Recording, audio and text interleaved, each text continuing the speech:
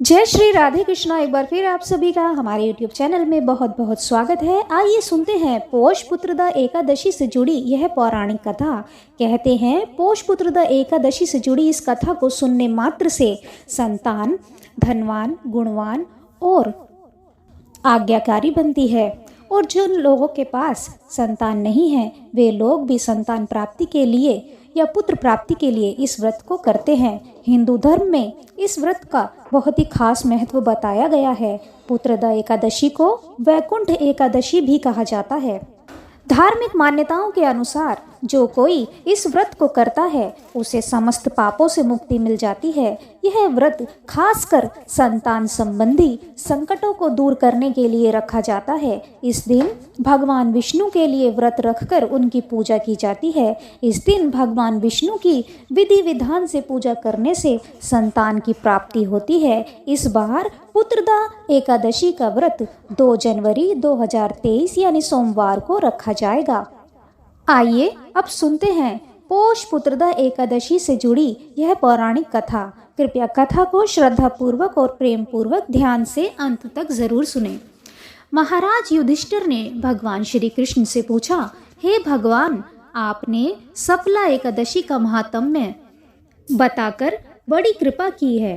अब कृपया करके यह बतलाइए कि पौष शुक्ल एकादशी का क्या नाम है, उसकी विधि क्या है और उसमें कौन से देवता का पूजन किया जाता है। भक्त वत्सल भगवान श्री कृष्ण बोले, हे राजन, इस एकादशी का नाम पुत्रदा एकादशी है। इसमें भी नारायण भगवान की पूजा की जाती है। इस चर और अचर संसार में पुत्रदा एकादशी के व्रत के समान दूसरा कोई व्रत नहीं है। इसके पुण्य से मनुष्य तपस्वी, विद्वान और लक्ष्मीवान होता है। इसकी मैं एक कथा तुमसे कहता हूँ, सो तुम ध्यान पूर्वक सुनो। भद्रावती नामक नगरी में सुकेतु नाम का एक राजा राज्य करता था। उसके कोई पुत्र नहीं था। उसकी स्त्री का नाम शैव्या था। वह संतान न होने के कारण सदैव चिंतित रहा करती थी। राजा के पितर भी रो रो कर पिंड लिया करते थे और सोचा करते थे कि इसके बाद हमको कौन पिंड देगा। राजा को भाई, बांधव, धन, हाथी, घोड़े, राज्य और मंत्री, इन सब में से किसी से भी संतोष नहीं होता था।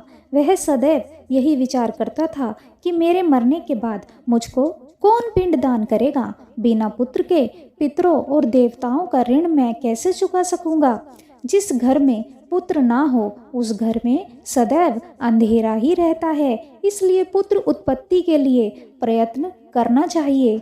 जिस मनुष्य ने पुत्र का मुख देखा है वह धन्य है। उसको इस लोक में यश और परलोक में शांति मिलती है, अर्थात उनके दोनों लोक सुधर जाते हैं। पूर्व जन्म के कर्म से ही इस जन्म में पुत्र, धन आदि प्राप्त होते हैं। राजा इसी प्रकार रात दिन चिंता में लगा रहता था। एक समय तो राजा ने अपने शरीर को त्याग देने का निश्चय किया, परंतु आत्मघात को महान पाप समझकर उसने ऐसा नहीं किया। एक दिन राजा ऐसे ही विचार करता हुआ अपने घोड़े पर चढ़कर वन को चला गया तथा पक्षियों और वृक्षों को देखने लगा। उसने देखा कि वन में मृग, व्याघ्र, सूअर, सिंह, बंदर, सर्प आदि सब भ्रमण कर रहे हैं। हाथी अपने बच्चों और हथनियों के बीच घूम रहा है। इस वन में कहीं तो गीदड़ अपने कर्कश स्वर में बोल रहे हैं, कहीं उल्लू ध्वनि कर रहे हैं। वन के दृश्यों को देखकर राजा सोच विचार में लग गया। इसी प्रकार आधा दिन बीत गया। वह सोचने लगा कि मैंने कई यज्ञ किए, ब्राह्मणों को स्वादिष्ट भोजन से तृप्त किया, फिर भी मुझको दुख प्राप्त हुआ। क्यों? राजा प्यास के मारे अत्यंत दुखी हो गया और पानी की तलाश में इधर उधर फिरने लगा। थोड़ी दूर पर राजा ने एक सरोवर देखा। उस सरोवर में कमल खिले थे तथा सारस, हंस, मगरमच्छ आदि विहार कर रहे थे। उस सरोवर के चारों तरफ मुनियों के आश्रम बने हुए थे। उसी समय राजा के दाहिने अंग फड़कने लगे। राजा शुभ शकुन समझकर घोड़े से उतरकर मुनियों को दंडवत प्रणाम करके बैठ गया। राजा को देखकर मुनियों ने कहा, हे राजन, हम तुमसे अत्यंत प्रसन्न हैं। तुम्हारी क्या इच्छा है सो कहो। राजा ने पूछा, महाराज आप कौन हैं और किस लिए यहाँ आए हैं, कृपया करके बताइए। मुनि कहने लगे कि हे राजन, आज संतान देने वाली पुत्रदा एकादशी है।